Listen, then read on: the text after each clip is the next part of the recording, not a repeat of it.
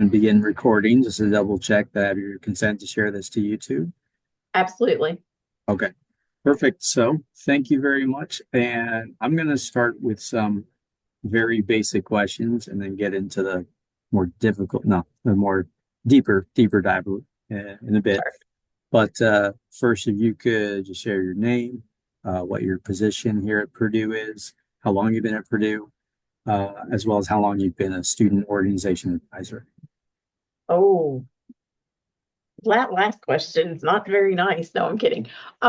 So my name is Heather Dykes. I serve the students in the College of Health and Human Sciences as the Associate Director of Student Services slash Director of Student Success. Um, I started at Purdue on March 21st, 2011 as an academic advisor for psych sciences.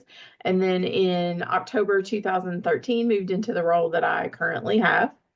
I have been a student organization advisor. Oh, man, since about, I would say 2003. So prior to your role here at Purdue, you okay. Absolutely. Yeah. So here at Purdue, have you been in student organization advisor the whole time, and which order? No. Okay. So when I started, I transitioned from being in housing and residence life at the College of Charleston in Charleston, South Carolina, which had a lot of responsibility and that kind of stuff. And I got here and started as an academic advisor for psych sciences, and was like, okay, I need more, right? I needed more. And I was like, well, I could sign up to be an advisor because at the same time, like you all still do, hey, we're looking for advisors if you're interested. This email went out or I saw it on something. And I was like, oh, so there was a form. I fill it out the form and didn't think anything more about it. And then in June of 2012, yes, June through 2012, this young man, phenomenal young man, um, from who was in the College of Engineering, emailed me.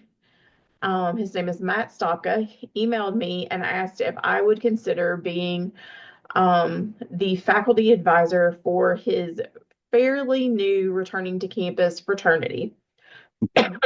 And so I was like, I'm happy to talk about this.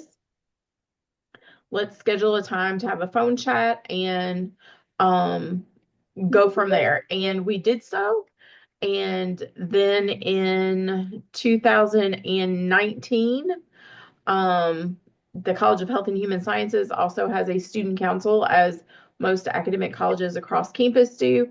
And in 2019, I became the advisor for that student organization in our college as well. Mhm. Okay, so you are advising two, juggling I am two orgs at the same time. currently, yes. All right. What would you say you enjoy most about your role as a student org advisor? Oh, it is what I love most, and obviously as well a little bit about what I hate most. A lot of times with both organizations, I get to watch those students come in as brand new first year students to Purdue, and then I get to watch them 4 years later Hmm. leave Purdue, Yeah. right? And so I get to watch them grow and change and learn, and um, I get to be a part of their successes. I get to have a front row seat to how they figure out what they're going to do and who they are. And so that is my favorite part. So it sounds like you touched on this a bit, but conversely, what would you say you find most challenging about your role? Oh, staying by. That's the easy one, but the true answer, which has been my answer my entire career from one of the very first interviews I ever had, which was what is the hardest part about your job, or what's the hardest part about working with college students? And it's having to sit back and watch and let them fail.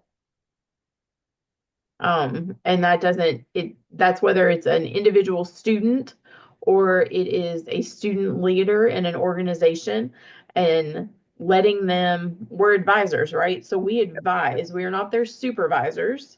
Hmm. Um, and so we have the conversation. We let them explore ideas and explore what they want to do, or what they think they want to do, or how they want to navigate management of their organization, or maybe how they want to handle a member who isn't doing what they need them to do, right? And we let them figure that out. We help foster those conversations, give them suggestions, give them ideas.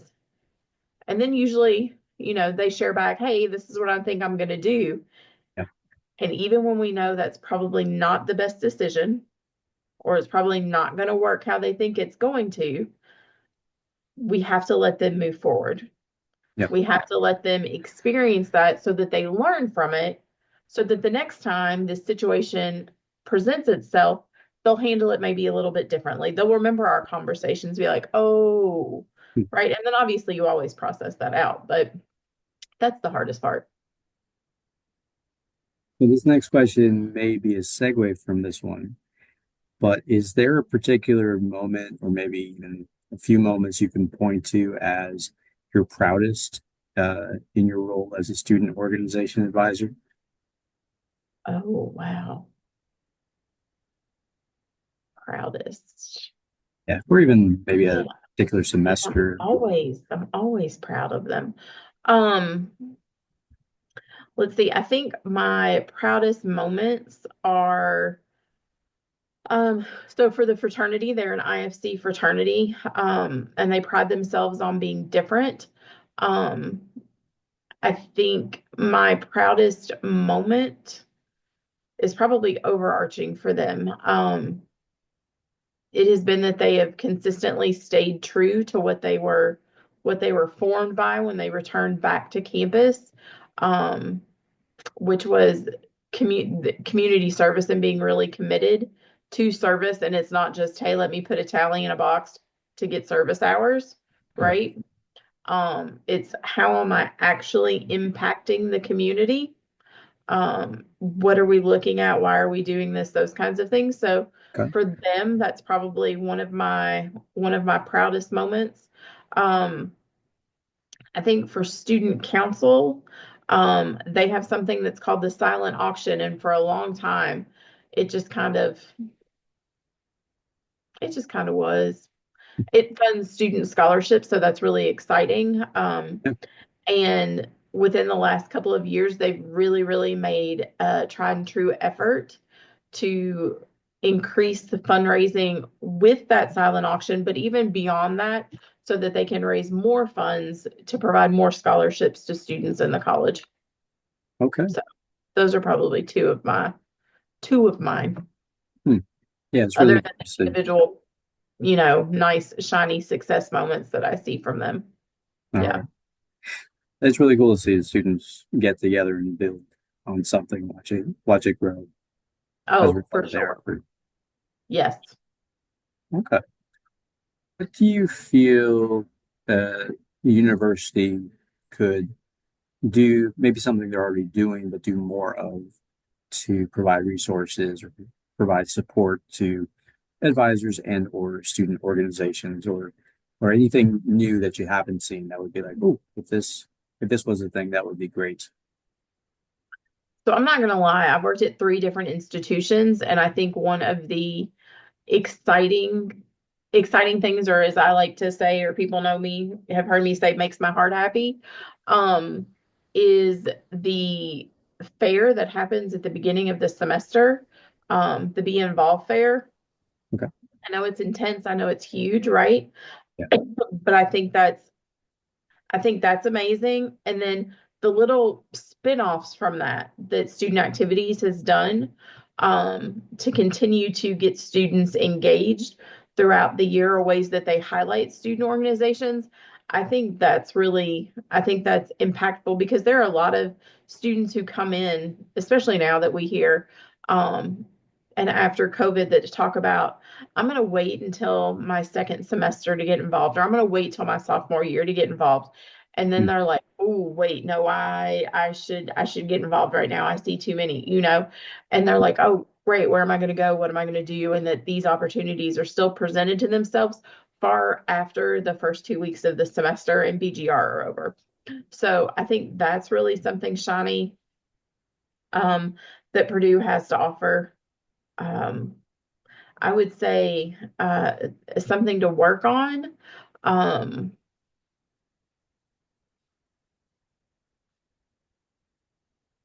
Something that's currently offered, but could be done in a different way or expansive way, that kind of thing.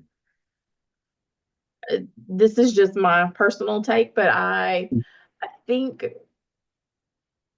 I think we should really do a probably two things. One, the first thing that came to my mind was we should really, as a campus community, spend some time celebrating our FSCL, fraternity, sorority, and cooperative life community. That's going to be one of the biggest in the country. Yeah. I don't know that many people talk about that. Hmm. Like one of the biggest, like, come on. And I'm from the South. So to say one of the biggest in the country, I'm used to like Alabama and Ole Miss, where every member has a chair on the front porch. Um, and so we should celebrate that and that these individuals touch all facets of campus. And so helping to beat down these negative stereotypes that unfortunately still exist. From like I think we could do a really good job of if our campus would tackle that.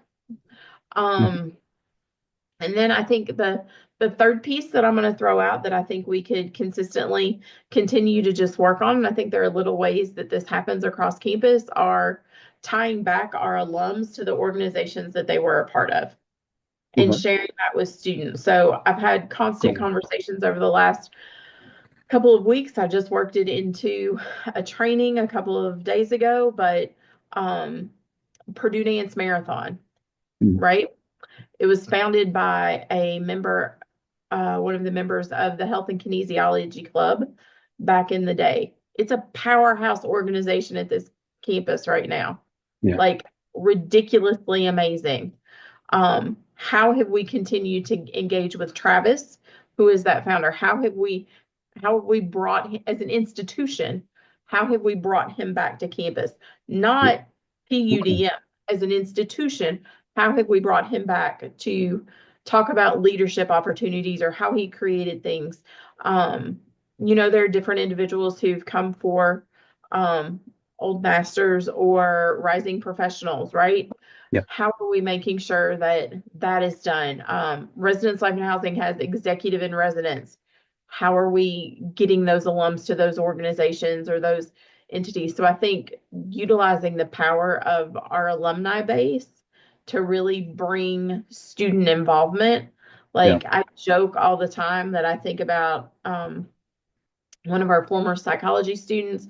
His name is Jordan, that he helped create the Disney Appreciation Club, right? And that sounds real crazy, even though I'm a big Disney girl myself. Yeah. That sounds really crazy, but could we figure out a way to is there a student in that club right now that we could connect to Jordan Mm. that's going to help that student in their future career endeavors? Like, Yeah. how are we doing that? Yeah. I love that for two reasons. One, I'm big on succession planning and leadership transition, and seeing that as a key to an organization be consistently successful.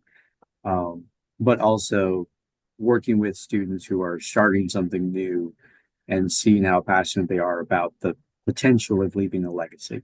Not Mhm. just, I want to do this to put a bullet point on the resume and hopefully my employer will be impressed and then that's it, I'm done. But that the idea that you can start something that's going to last on campus 5 years, 10 years down the line excites a lot of the students here. So that's fantastic. Thank you. Absolutely. And I don't think they think about it. One that I probably missed out that I should have talked about, especially when I talked about fraternity and sorority life, the ACE Campus Food Pantry that exists on campus. I talk about this young man all the time. Probably not, he's not as young as I like to imagine. He is still in my head. But John Bear, he was a psychology major. He's a fraternity man, and he was instrumental. Like he is the student that we all point to when we talk about the campus food pantry. Mhm. And a program that I work with in our college, since he was part of it, literally just made bags for student decorated bags so that when you go to the food pantry, you take one of these bags, it gets filled up and go, John just happened to be a part of that program as well. And so I walked around taking pictures and then sent them to him. He remembered, he commented all this kind of stuff, and he was like, I can't believe 10 years later, like this is where we are. And Yeah. I think that's just cool for people to see. I think it's cool for them to hear about, the current students for them to hear about. And then the connection that can be made is just could be life changing. Yeah, absolutely. So the last one I have for you is what advice, insight, tips, etc. do you have for any faculty or staff who may be new in their role as student organization advisor or interested but kind of wondering what they might be getting themselves into? Sure. I'll take the interested and want to know what they're getting themselves into. So I had a great vice president of student affairs when I was at Western Kentucky University. His name's Dr. Gene Tice. And he came to one of our master's classes and he talked about um, how he stays informed, right? It's one thing to stand in front of a classroom when you're the expert, you have an area of information. So I was a history major. Let's say I was a history professor, right? And I'm going to be teaching you about whatever topic in history, US history, let's say, that I'm going to be the expert in that and I'm teaching you that, right? For the most part, some of that stuff doesn't change. College students change. How we reach them changes. Yeah. How we communicate with them, what they need changes, right? And we know that, but how we can really know it and how we can meet their needs is being able to have a front row seat interaction with them. And being a student organization advisor is probably one of the best ways I think you can do that with a large group of students, and Mm, large being 20 or more. I'm not saying it has to be an organization that's 100 people, right? Just enough. But Dr. Tice talked about as you move up. So if you're one of those faculty and staff members who plan to move up, right? What happens is the people that you got into your career for, the students, you start to separate from them as yep, you move up. You don't get as much interaction. So I don't meet with, in my job, I don't meet with students on a daily basis. sure. If I do, I have to intentionally seek out that information and build those relationships. It doesn't just happen because I'm not in a role that is like that. But by being an organization advisor, I get that. Mm, I get that. I get the fuel that students give us, and I get the what is new, where are the best places to go on campus? What are they concerned about? What's happening that probably isn't being talked about? What are the trends? What are the social media technology fads that I need to be aware of or not be aware of? Um, what are systems that students are using to study or prepare or set them up for success? What do they hate, right? Um, those kinds of things. It all comes from being a student organization advisor for me. So I think that's a reason definitely to be an advisor. Tips and tricks. This is the biggest thing I can give you is, and it's very cliche, is you will get out of this experience what you put into it. When I had that conversation with Matt Stopka, who I mentioned earlier, one of the very first things that I told him was, I need you to know I am not a signature only advisor. I am not going to be a sign my name on a piece of paper and then I just sign off on things when you need me to. That's not going to happen for a variety of reasons. But for me, that's not going to happen. Like, I'm going to give you input. I have now 30 plus years of experience working with college students. I'm going to share some pieces with you. I'm going to share with you the connections that I have. I'm going to, you know, I'll get those pieces. Um, so it can be as big and as great. You also don't have to feel like you have to do that. Um, I don't get to attend. I used to early on, I was in a different stage of my life. I was able to attend every chapter meeting for the fraternity. That's every Sunday night. That didn't Sure. happen anymore, right? Sure. I meet with the president and vice president once a week. They give me updates and I pop by when I can. I check in. They know how to reach me. We know how to reach, those kinds of things. Student council, I try to attend every other meeting. So they see me, they know who I am, but they also feel like they have their own ability, and autonomy to do some stuff without having the administrator in the room, right? So it's about as much as you want to be involved, um, and then what you make it. Okay. Well, Heather, thank you again so much for your time, for this fantastic information, ideas, and sharing of your experience.